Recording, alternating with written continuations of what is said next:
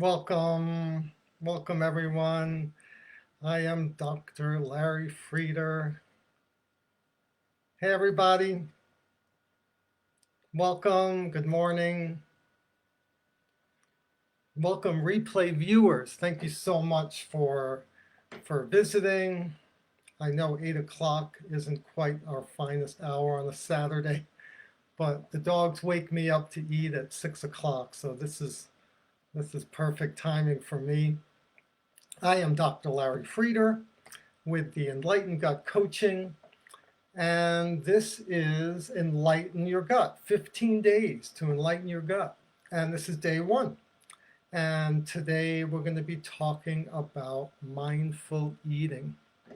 And this 15 days, it's really exciting for me. It's the kind of highlights of my 50-year journey to healing as a Crohn's patient, as someone with a digestive wellness issue diagnosed when I was 9.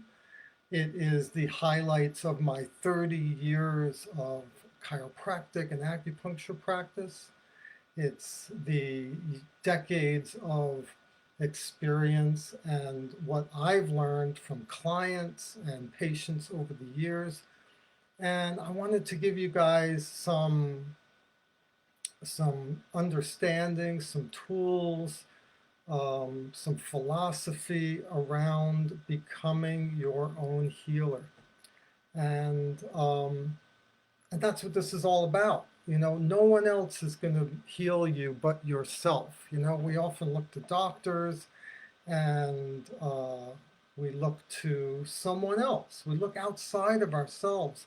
Somebody give me a cure, somebody give me a pill, And so as a doctor, as a coach, this is my goal. This is my purpose, my passion, is to teach people that healing is your innate birthright. It is your default. We have an innate ability to heal within our bodies, and I want to show you some ways that you can bring about that healing potential or remove stressors to your body's own ability to heal. So, thanks for joining me for that. So, mindful eating. Why do we start there? A lot of people think that's kind of a boring topic, and I did too. Because really, you need to learn how to eat. This is something that we just do. And I was thinking this morning of this analogy to my chiropractic practice. I've been doing sports chiropractic for 30 years, and I treat running injuries all day long. And people have the same feeling about that. It's like they just start running. I've been running as a kid. I need to learn how to run. And when they start coming in with injuries, when they come in with ankle and knee and hip injuries, and we start, kind of looking at how they're running, maybe watching them run, and we realize that they have been sort of running the wrong way all this time. They're not running from the hips, they're running from the knees. And so they work their hamstrings too much, or they're reaching too far for them with their heel, and their heel striking, and all that force is going up into the leg and the knee and the hip. And so we teach them how to run with a more natural running style, to shorten the gait and to land with their midfoot. And this reduces the impact in their whole body. So just because we've been doing something our whole lives doesn't necessarily mean we're doing it right. So mindful eating. I want to do this as class number 1 because this is always one of the first questions I ask my digestive wellness clients. Are you a fast or a slow eater? And almost everyone says fast, especially people with digestive issues. And I certainly was a fast eater. I can be sometimes still. And I want to talk to you about how you can slow down, why it's important to slow down, and how that can make the huge game changer in not just your digestive health, but your whole health completely, right? So what are examples of, if we want to learn mindful eating, what are examples of mindless eating? Mindless eating is driving with a tray of sushi, riding shotgun, and popping nigiri while you're dodging traffic. I'm guilty of that. And I don't do it anymore, but I did it for a long time. So you're eating on the go, eating in front of the computer, eating while you're watching a movie, eating while you're reading the news. What do you think happens to your body when you're eating while reading the news, right? We don't even know what the science might be behind it, but we kind of intuitively know maybe this isn't a good idea. So distracted eating, anything that doesn't involve just sitting and eating is kind of mindless eating. And so when I look at stress, which is mindless or distracted eating, I break it down into three categories. There's the physical stress, and we're going to be using this kind of this model throughout the whole 15 days, because the physical stress, chemical stress, and emotional stress, this is the key to becoming your own healer. Because if you, hey Sarah, hey Macy, if you are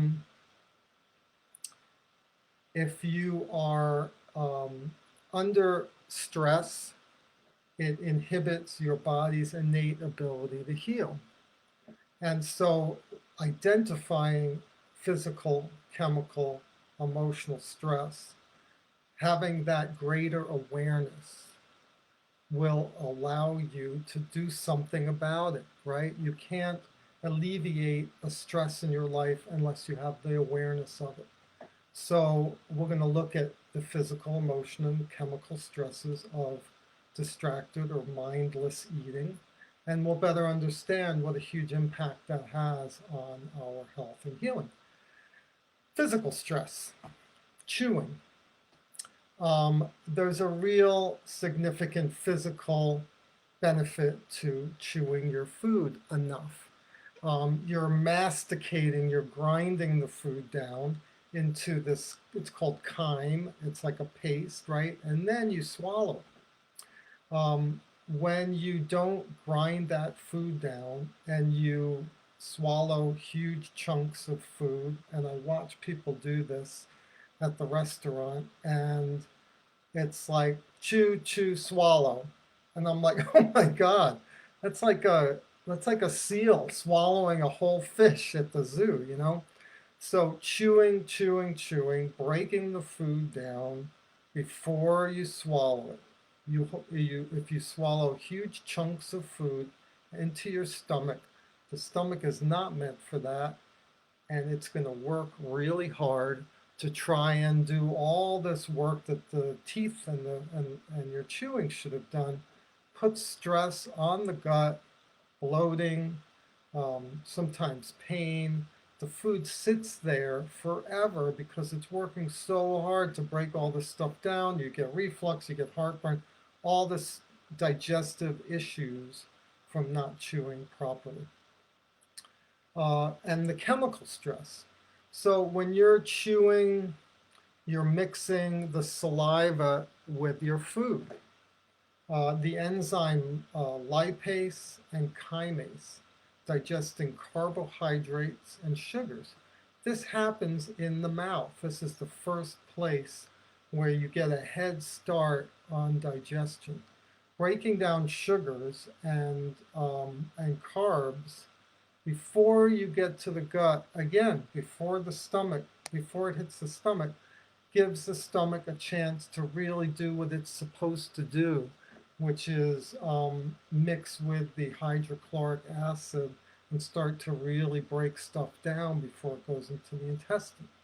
So pre-digestion is huge. And I think this is really helpful, understanding some of the science behind it, because it is all about knowledge and awareness.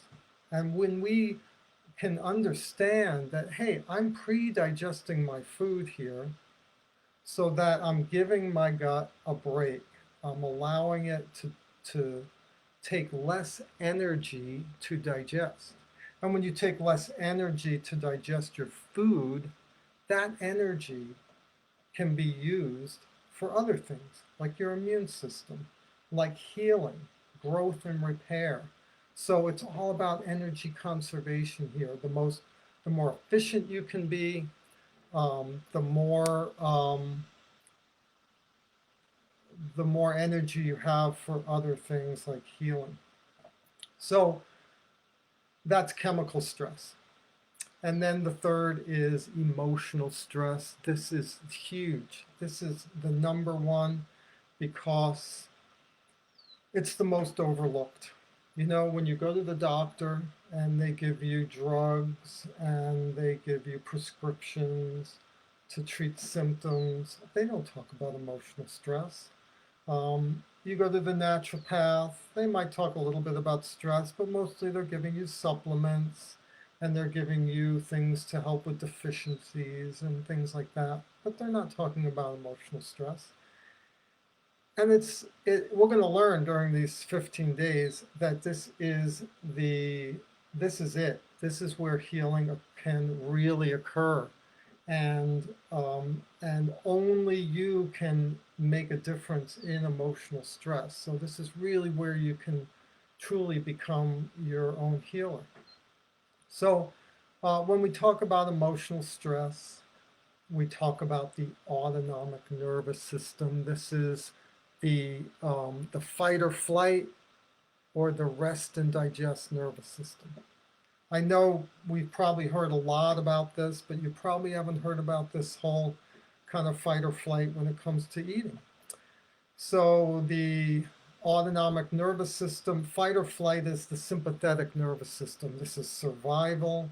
This is the caveman or woman that's walking down the path and all of a sudden the lion jumps out of the bush and eats them. And so the cave people who were most in this fight or flight mode as a default, the people that were most aware, the most on guard, they were the ones that saw that tiger and kept their eye out for it and were able to either run or fight and protect themselves. They're the ones that survived and they are the ones that became us. So this is in our default genes. Fight or flight is our default. It's our protection. It's our on guard. It's our always aware of threats and danger. So we have to be diligent to get out of that nervous system mode.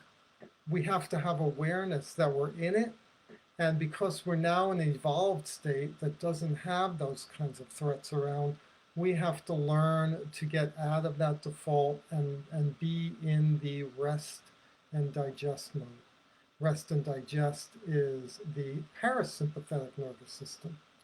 This is where, and in the fight or flight, all the blood leaves the organs, the internal organs, well, not all of it, but a lot of it gets channeled from the core, from the organs to the arms, to the hands to fight, or it goes down into the legs to run. So without a lot of this core blood flow, that's not where digestion occurs, right? You can't get good digestion without good blood flow and without getting nutrients from your gut and all that. And so the rest and digest nervous system, the parasympathetic, the relaxation. That's where there's blood in the organs. It's calm. You can digest your food. You can relax. What else helps in parasympathetic? Creativity and awareness. Spiritual connection occurs in the parasympathetic system. Your immune system thrives in parasympathetic. In fight or flight, forget it. There's no time for that. It's all about surviving and running. So this is how the autonomic nervous system affects our eating.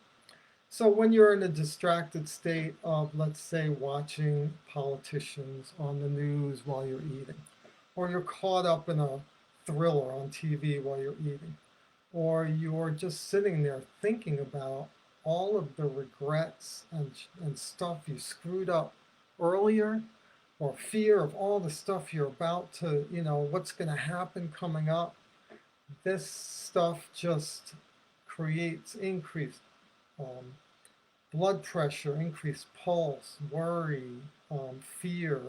This is all fight or flight, and everything just shuts down in your gut. And so I like to think of food as medicine. And because of that, I like to teach that eating should be treated with a certain reverence, the doctor gives you meds to treat symptoms. But what do we do to heal? Well, ultimately, what we need is food. Food is our medicine. Food is our nutrients. It's our energy. It's what gives us power. It's what drives us. It's what creates the minerals and vitamins and amino acids for healing and repairing. This is your time to be your own healer, this time of sitting down to a meal. And so, so why do we get into this? Why do we get into this period, this place of distraction? Why can't we just eat? I've asked this a lot because I struggled with this a lot. Always, I want to open up the laptop and do some reading. I want to have something to do. My wife, Macy, she's always like, close the laptop, just eat, And a lot of this happens as children. We learn, just like as children, we see other kids running and we just start running. We learn how to eat. We learn how to eat at the dinner table with our family. We watched a lot of TV. In the 70s, we had TV trays. We opened up a TV tray and we sat and we watched the news. My dad was so into the news, except for sports. He'd run up and change the channel, back when you had to run up and change the channel by yourself. And so, so this is where a lot of this happens. There's arguing at the dinner table. Were you the kind of kid where you wanted to go out and play after dinner? And you said, can I be excused? And your mom's like, after you finish eating. Okay, I'm done. Okay, go play. Or you, there's a million different things. My parents, we used to talk about work during the dinner table, and there would be kind of a lot of emotions with that and a lot of stress, and I'd hear their stress and I would take it on. And here's a really cool story. I do this process called RIM with my coaching clients. RIM is the most amazing technique. It's a process that guides a coaching client into their subconscious. It uses imagination to go into the subconscious and discover where a lot of our thoughts and beliefs and awarenesses came from. 80% of what we do during the day, our thoughts, our feelings, our emotions, our habits, all come from the subconscious. It's like this underlying software that drives our thoughts and feelings and what we do. We have no idea oftentimes why we do the things we do, but this is the subconscious mind, this underlying software that's running all of this. So REM, regenerating images in memory, this helped me so much that I went through the certification process to learn how to do this. And regenerating images in memory can help a client to discover these underlying beliefs and habits and whatever, bring them out into the conscious so that we can work with them, so they can work with them. So they can now, as an adult, say, that's not me anymore. That was my mom, or that was my doctor, or that was my teacher, or my peer, my friends. And so I did a REM session with a client who could not stop, could not slow down his eating. He had the intention, we talked about it. He knew in his head, he was a really smart guy. He knew, he understood this physical, chemical, emotional things. He knew slowing down was helpful. As soon as he got into it, he went into this default cruise control, and he started inhaling his food. He looked down, it was done. He felt bummed out. He felt remorse. He's like, why can't I do this? I know it's good for me. This is ridiculous. We did a REM session.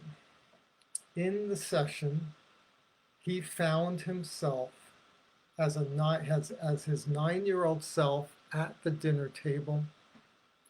He went into his 9-year-old self's eyes, looking out at what was going on.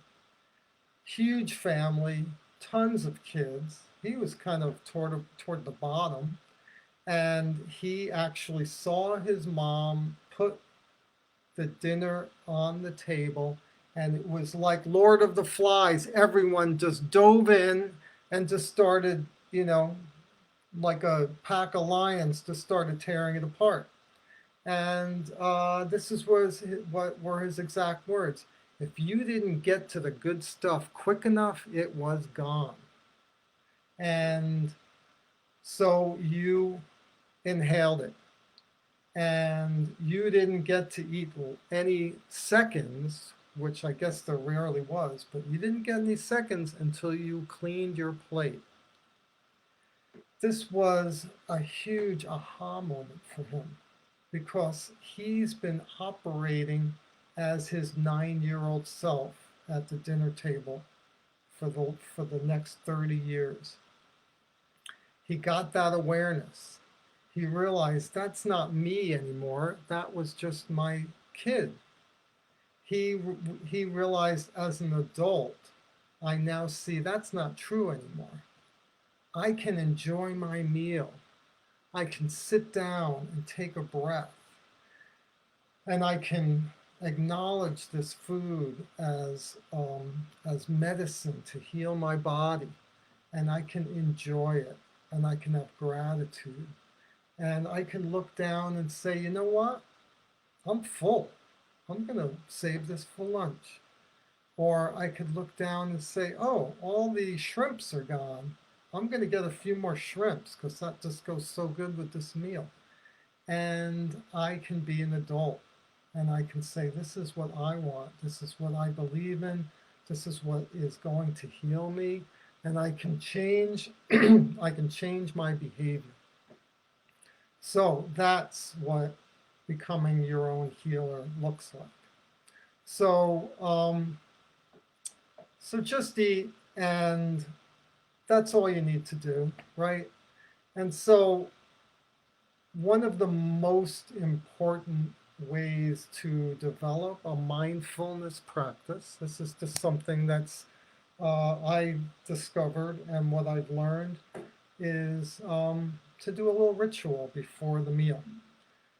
How many of you did grace? How many of you said grace at your family before your meal? You know, it's a it's an amazing way to kind of set the intention. It's a way of saying gratitude. And some of you might think of grace as kind of a religious thing. How about just expressing gratitude for your meal? Something I used to do, I was at a meditation and yoga workshop once where the teacher said, we're going to have on our last class, we're going to have a food banquet. And we showed up for that class. We didn't eat because we were expecting this like total meal on the house, you know? And we sat down and there was a bowl of grapes in the middle of on the floor. And everyone passed it around. Each person took a grape.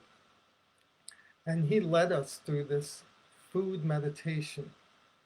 We were looking at the grape and he led us through the visualization of how this grape got into our hands right now.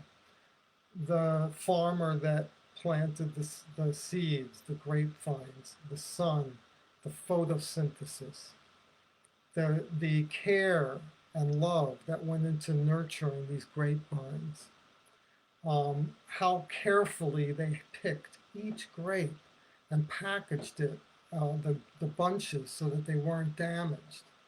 And then the truck driver that loaded it all in and took it to the store, that awesome King Soopers supermarket produce person that made it look so beautiful that you were like past it and like, I gotta get those, you know? And so having a real appreciation of what went into this food that you're about to eat.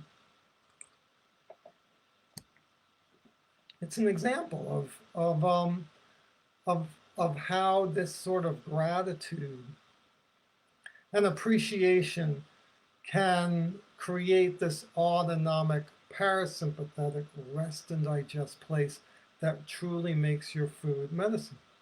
I wrote a magic food blessing. I'm going to share it with you. I'm going to post it on the site. And I encourage you to use it. Try one day where you use it for all of your meals and just see what happens. See what you get into. You say this blessing and you begin your meal. Your habits are going to kick in. You're going to start getting quicker and faster. Eventually, you're going to realize it because it just takes practice. And awareness doesn't just happen out of nowhere. It takes time. It takes practice. You may look down at your food, as I often do, and go, oh, half the meal's gone, and I didn't even think about what it tasted like. Take a big deep breath. Oxygen actually is really helpful for digestion. Take a big deep breath. In through your nose, exhale through your mouth. That nostril breathing, we're going to learn, stimulates rest and digest, parasympathetic calming. Inhale through your nose, exhale, let your shoulders drop, and continue. And be mindful again, just like in meditation. Your mind wanders, go back to the breath. Your monkey mind goes and wanders, back to the breath. Your mind wanders, back to the food. So I'm going to read this. This is Dr. Larry's miracle epigenetic blessing to make all your food magic medicine. I'm going to post it on the site. Maybe if you read it a few times, you'll want to write your own blessing and make it your own, and it'll be even that much more meaningful to you. So here's what you do, and it even says it on there. Cup your hands over your plate of food and declare, make it your own, make it a statement, make it an intention that this food is my medicine, okay? I love this food. And I know that my attitude, gratitude, appreciation, and love for this meal can change the genetic expression of my cells, making this food the medicine I need for my health and my vitality. And with every bite I take, the life force energy of this food will energize me and nourish my body, mind, and spirit. It feels so good to know this. As I speak this, the magic in this food is ready and complete. It is done. It is fun. It is yum. Close your eyes, take a deep breath in through your nose, exhale, and begin this healing process through your food. Give it a try, or write your own, or do that one where you just have gratitude for everything that brought this food to your table. We're going to talk about gratitude, and we're going to talk about how it's science, and it's been proven to heal and reduce inflammation. This is real stuff here. You can become your own healer. So thank you so much for watching, everyone here this morning, all you replay viewers that are joining me. Make some comments, post them in the Facebook page. If you have a private comment that you don't want to share, PM me. And all this feedback I'm getting is going to allow me to give you guys over this 15 days what is really meaningful for you. I love you guys. Thank you so much for joining me, and namaste.